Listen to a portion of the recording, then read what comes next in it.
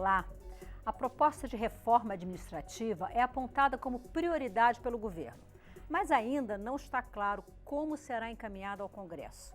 Por enquanto, somente especulações sobre carreiras, estabilidade dos servidores, além de polêmicas. No Câmara Debate, que começa agora, eu converso sobre reforma administrativa com os deputados professor Israel Batista, do PV do Distrito Federal, e Tiago Mitrô, do Novo, de Minas Gerais. Senhores, muito obrigada por terem aceitado o nosso convite para essa conversa. Deputado Tiago Mitrô, eu começo pelo senhor. A notícia mais recente, aliás, essa notícia já foi meio desmentida, é de que o governo talvez não encaminhasse uma proposta de emenda à Constituição à casa e que aproveitasse algumas outras propostas que estão em tramitação, né? Já se falou até na PEC da regra de ouro, para tentar apresentar alguns ajustes que viabilizassem, se não toda, mas ao menos uma parte da reforma administrativa. Você acha que isso pode ser um caminho? Primeiro, obrigado pelo convite, um prazer estar aqui novamente. Eu sou bastante descontente, na verdade, com esses recuos, vai e vens do governo, que na verdade vem desde o final do ano passado, né? A gente tem, desde o início do governo Bolsonaro, sinalizações claras, especialmente do Ministério da Economia, da necessidade de nós reformarmos o serviço público no Brasil. E nós não estamos falando simplesmente de uma PEC específica, nós estamos falando de um processo contínuo de ajustes, e correção de distorções que foram se acumulando ao longo das últimas décadas e que vão levar aí alguns anos para que nós possamos endereçar todas essas questões. E essa PEC que nós estamos aguardando desde o ano passado seria simplesmente o pontapé inicial, né? Então acho ruim esse vai e vem. Recentemente o recuo aparentemente foi recuado também, eles devem enviar, e eu acho que isso que nós esperamos aqui no Congresso, do governo federal, que se posicione em relação a quais mudanças que eles querem ver nesse momento, e ao mesmo tempo nós estamos em paralelo discutindo em algumas frentes parlamentares, como a frente liderada pelo professor Israel e a frente da reforma administrativa que eu lancei recentemente, para que nós possamos já iniciando os debates aqui no parlamento, independente de quando o governo vai decidir mandar a reforma. Deputado professor Israel Batista, quando eu comecei o programa eu falei de polêmicas, e talvez a grande polêmica tenha sido o comentário feito recentemente pelo ministro Paulo Guedes em relação aos servidores públicos. E o senhor apresentou um requerimento que pretende convocar o ministro para vir à Câmara. Sim, porque nós percebemos que há um mecanismo de comunicação desse governo que busca atingir a opinião pública, a opinião de massas. E quando o ministro faz uma adjetivação como essa, mesmo que posteriormente ele peça desculpas, para as pessoas mais simples, para a opinião pública de uma forma geral, ele classifica os servidores públicos de maneira inadequada, ele generaliza, ele pega problemas pontuais e transforma em problemas gerais. E nós não podemos aceitar esse tipo de comportamento, porque o governo não pode defender as suas teses por meio da vilanização, da demonização dos servidores públicos. Isso é inaceitável. Deputado, talvez uma das coisas mais importantes a ser esclarecidas é que quando a gente fala servidores públicos, a gente esquece que existem civis, militares, servidores públicos federais, estaduais e municipais. Exato. E que têm realidades muito diferentes, realidades previdenciárias diferentes, inclusive o Senado debate uma proposta chamada PEC paralela para resolver isso, e realidades salariais também bastante diferentes. Talvez seja esse um dos pontos a ser bem esclarecido, o senhor concorda? Sim, nós temos uma diversidade de servidores públicos, são mais de 11 milhões de servidores públicos no país, e a maioria dos servidores públicos presta serviços de ponta, prestam serviços diretamente à população. São médicos, professores, enfermeiros, policiais militares, bombeiros. Tanto que a progressão do serviço público, que é tão discutida pelo governo, ela é uma progressão muito acentuada nos municípios. E quando a gente observa no governo federal e nos governos estaduais, há uma diminuição. Essa progressão, desde 1986, acontece pela conquista de direitos sociais preconizados na Carta Constitucional de 1988. De repente, a nossa Constituição disse que todos os brasileiros têm direito de acesso à educação, à saúde, à segurança, e o nosso Estado, então, buscou se aperfeiçoar na ponta, que são os municípios, para oferecer esses serviços constitucionalmente garantidos aos cidadãos. Então, quando o ministro generaliza um adjetivo, chama os servidores de parasitas, o ministro desconsidera a realidade plural de um país continental como o Brasil, e é por isso que o Congresso precisa exigir do ministro uma postura condizente com a dignidade do cargo que ele ocupa. Deputado Thiago Mitrô, essa questão toda gerou um ambiente político, né, pouco favorável. Ou seja, já é um tema difícil, mais difícil ainda em um ano eleitoral, né, quando existem eleições municipais. Mas, por outro lado, existe uma expectativa muito grande do próprio presidente da Casa de que esse assunto seja trazido para debate. O senhor acha que existe ainda um espaço político favorável à discussão desse assunto esse ano aqui na Casa? Olha, eu não tenho dúvida, é a minha expectativa também, né? O governo hesita e aparentemente cada vez há uma justificativa diferente. No ano passado era receio de protestos como o que acontecia no Chile, agora a fala infeliz do ministro Paulo Guedes, o qual já se desculpou, mas o Brasil não pode esperar os momentos adequados para o governo. Acho que o governo tem que se posicionar mais claramente, né, em relação à necessidade da reforma. Como eu falei, nós vemos membros do Ministério da Economia, além do ministro Paulo Guedes, muito convictos da necessidade da reforma. Infelizmente, a notícia que a gente tem é que no próprio presidente Bolsonaro, no entorno dele, que se hesita de forma ali como eu acho que não deveria ser. O governo precisa mostrar que ele está decidido a tornar essa reforma prioritária para o Brasil, dada a situação que nós encontramos hoje. Acho que vale, até em face ao que o deputado o professor Israel falou, nós temos que separar o servidor público da estrutura do serviço público no Brasil. Eu sou filho de servidores públicos, meus pais se aposentaram mais cedo do que o restante da população brasileira pelas regras do serviço público vigentes à época. Nós não temos que culpar individualmente as pessoas que eventualmente se beneficiaram porque as regras que elas estavam sujeitas eram regras que prejudicavam o todo da sociedade brasileira. Mas nós nem podemos, por isso, deixar de discutir a estrutura do funcionalismo. Eu acho que esse ponto que tem que ser debatido.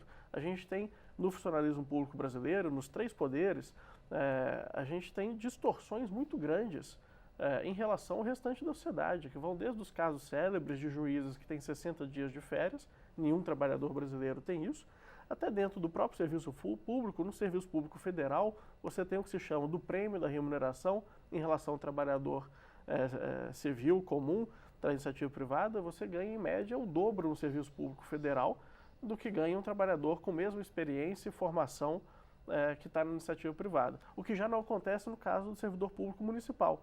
Esse prêmio ele é muito mais alto no serviço público federal, é menor no serviço público estadual e inexiste no serviço público municipal. O serviço público municipal já está equiparado os salários da iniciativa civil, da iniciativa privada com o serviço público. Então, temos que destrinchar. Às vezes a gente generaliza, né, falando que é uma coisa só, mas existem diferenças claras em relação às 3 esferas da federação, aos 3 poderes também, e acho que o grande intuito que nós temos que fazer é corrigir distorções e privilégios que infelizmente ainda existem em determinadas categorias de servidores. Deputado professor Israel Batista, quando a gente fala em serviços públicos, 2 pontos são sempre muito colocados, a questão da estabilidade e a questão das promoções, né? Fala-se muito e é verdade, né, que as promoções muitas vezes são promoções automáticas, por tempo de serviço e não obrigatoriamente ligado ao desempenho.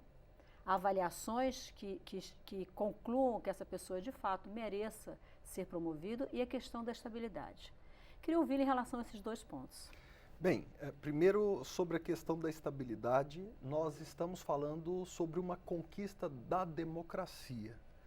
O nosso país ainda não tem uma cultura de gestão, de Estado, que reafirmou o caráter da impessoalidade. Nosso país ainda vive resquícios do coronelismo, resquícios de um passado de patrimonialismo, em que o privado se apropriava do público. A estabilidade foi uma conquista da Constituição de 88 justamente para diminuir a ingerência política na parte da gestão, para permitir que os servidores tivessem mais autonomia em face dos gestores políticos e dos governos de plantão. O servidor público estável é responsável pela manutenção da política pública ao longo do tempo, passando de um governo para o outro.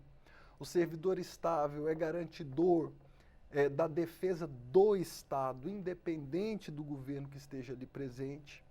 E muita gente fala que a gente deveria acabar com a estabilidade para algumas categorias, mas eu discordo taxativamente disso.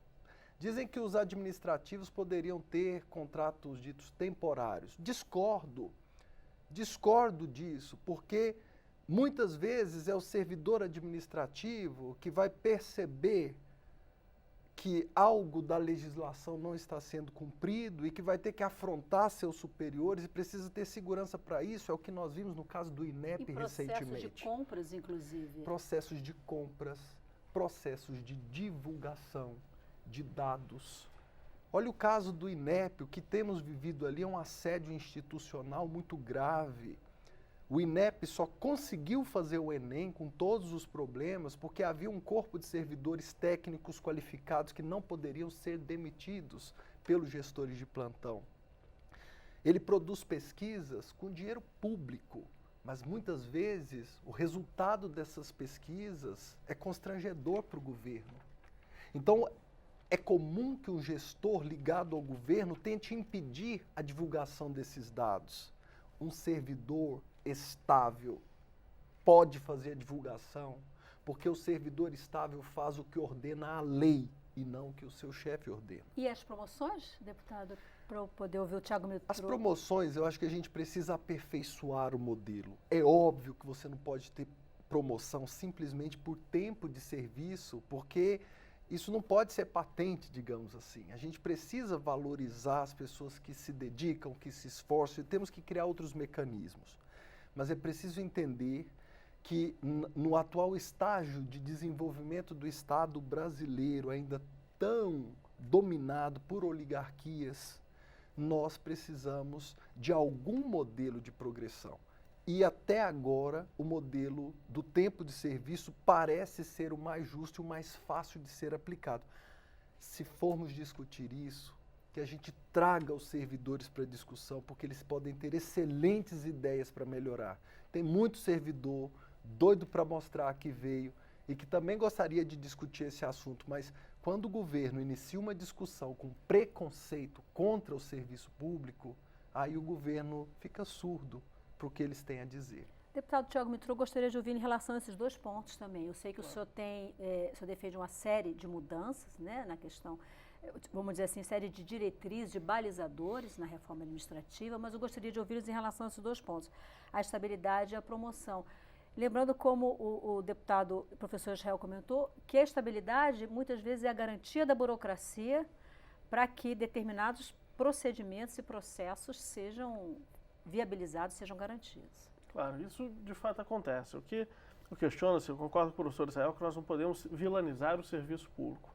Agora, eu acho que a gente também não pode ter vacas sagradas intocáveis em que não se mereça a discussão se elas continuam válidas 30 anos depois da Constituição de 88, no mundo que mudou. A estabilidade em algumas carreiras tem esse benefício de proteger o cidadão e o Estado do governo vigente, mas não se justifica quando nós ainda temos, na folha de pagamento do Serviço Público Federal, operador de telex e de videocassete, que foram contratados quando se necessitava dessas tecnologias, quando isso era uma tecnologia vigente à época, e pelo fato da estabilidade ser irrestrita, ainda estão em 2020 na folha de pagamentos do governo, o que significa que nós, cidadãos brasileiros, continuamos pagando pelo salário de um servidor cuja função ficou obsoleta há décadas. Então, há que se questionar, sim, as condições da estabilidade. Carreiras de Estado, não há dúvidas que tenham que ter regras mais perenes.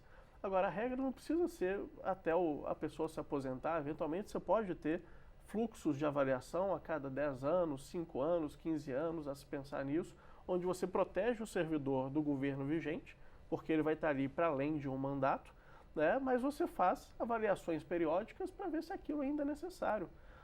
São inúmeros os casos em que a estabilidade acaba onerando o pagador de impostos de uma forma que não se justifica e que não está ali com a ideia inicial de se proteger o cidadão do governante Isso vigente. dá um exemplo que entra muito na questão da discussão também das carreiras, né? Quando você fala operador de telex, operador de videocassete, né?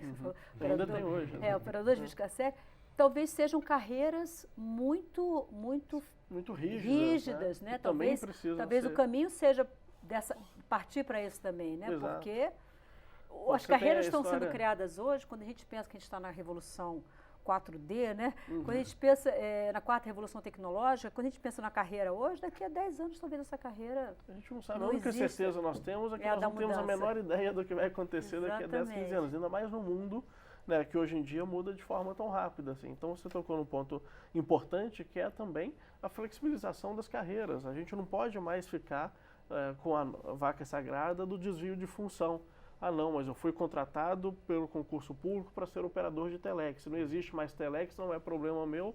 Eu estou aqui disponível para operar telex e vou ficar aqui até me aposentar dessa forma. E o Estado não pode também pegar essa pessoa, muitas vezes, e colocar para fazer outra coisa, porque vai ser processado por desvio de função. Exato. Então, essas regras inflexíveis são mais questões que oneram e que fazem com que o serviço público brasileiro esteja com regras do século passado. Nós temos bons exemplos em outros países, Inglaterra, Portugal, Nova Zelândia, onde o regime jurídico único não existe estabilidade para todos. Né? Alguns desses países a estabilidade vai ali para cerca de 20%, 25% dos servidores apenas, e os países não estão cooptados pelo governante vigente. Então nós temos que aprender com as experiências internacionais e ver que essas crenças e receios que o Brasil tem hoje, que levam à cultura que o professor Israel falou, que ainda não temos uma cultura de gestão avançada, mas eu faço o desafio do por que nós não temos uma cultura de gestão avançada? Porque a legislação vigente nos impede de avançar, ainda presa, né, em regras que já não deveriam mais existir. Deputado professor Israel, a reformulação das carreiras, você acha que é um desafio a ser enfrentado nessa reforma? Esse é um desafio a ser enfrentado. Mas quando o governo inicia uma pauta como essa, com um discurso de guerra, ele perde a chance de absorver as contribuições que a gente tem a dar. O Tiago fala algo muito interessante sobre outros países, sobre a quantidade de servidores estáveis e outros modelos democráticos.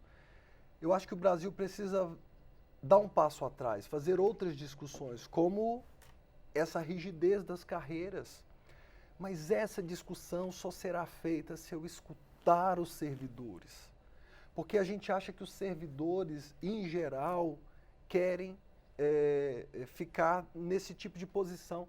A maioria dos servidores que estão nas carreiras obsoletas não saem por insegurança, eu vou perder o meu salário, mas eles gostariam, sim, de serem lembrados. Existem servidores de carreiras extintas que estão no limbo, o Estado não faz nada. E vão ter que ficar muitos anos, e vão ter que porque ficar a reforma da Previdência e eles não têm Exatamente, eles então, não têm. É o momento para É o momento de trazê-los para essa discussão, é o momento de ouvi-los. Ao invés de nós discutirmos de cara a questão da estabilidade, tem tantas coisas para a gente resolver antes. Mas esse discurso, essa discussão, ela chega ao Congresso eivada de posição político-ideológica. E é isso que a gente tenta quebrar. Eu faço parte de algumas comissões e frentes com o Tiago. A gente sempre se entende. A gente precisa restaurar o diálogo. Eu não aceito discutir o fim da estabilidade agora, porque o ambiente político criado pelo governo de plantão é um ambiente político de terra arrasada. Então, eu aceito discutir reforma administrativa, mas ponto a ponto vamos ter um começo, um meio e um fim. E não vamos decidir nada sobre o serviço público sem ampla participação de servidores que são extremamente qualificados.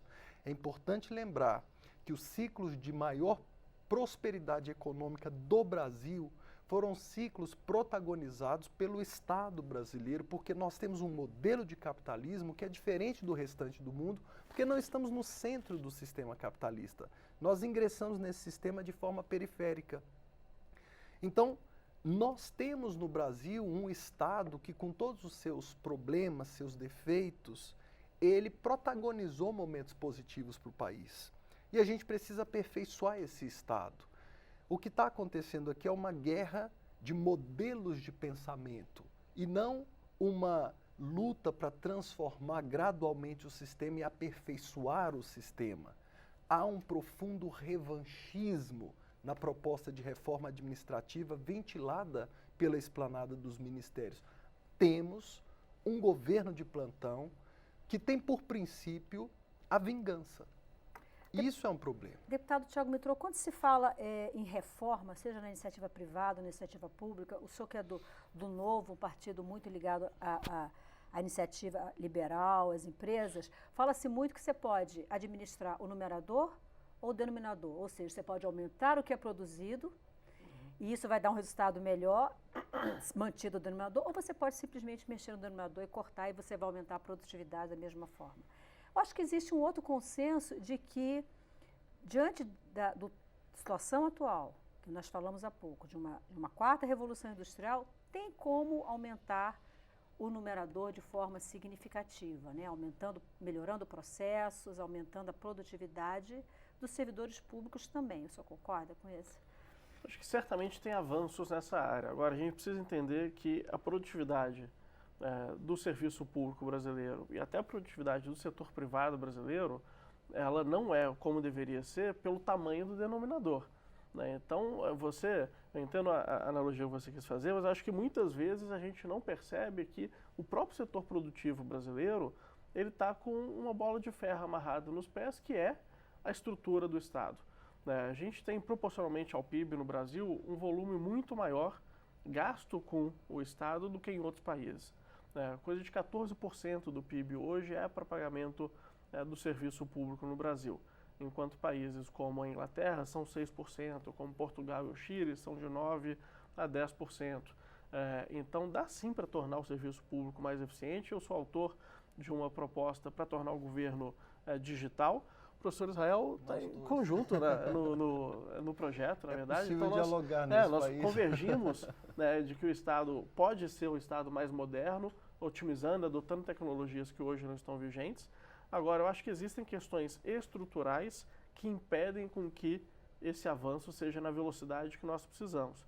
A gente não tem décadas para resolver o Brasil, a gente tem um curto espaço de tempo dada a situação que o país está, né? A gente viu todas as manifestações políticas ao longo dessa década, a gente está vendo a situação do país que continua com um número de miseráveis muito grande, mesmo com tantos investimentos sociais que foram feitos ao longo de governos passados. Então, acho que o modelo adotado hoje no país precisa ser revisto, porque senão a gente não vai ter mais tempo para discutir daqui a pouco. A gente tem hoje uma estrutura de orçamento onde as despesas obrigatórias crescem de forma impensável, cada vez menos espaço para investimento, num país que está envelhecendo e que ficou pobre antes de ficar velho, né, e que continua pobre antes de envelhecer. Então, se a gente não fizesse mudanças estruturais agora, que envolvem sim questões de produtividade, mas também reduzir o tamanho do denominador, eu acho que a gente não vai ter essa chance no futuro de simplesmente olhar produtividade.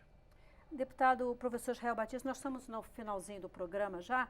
O governo ainda não decidiu, como a gente falou na abertura, como vem, se vem, quando vem a proposta de reforma administrativa. Mas o senhor disse que os servidores públicos devem participar dessa discussão. Sim.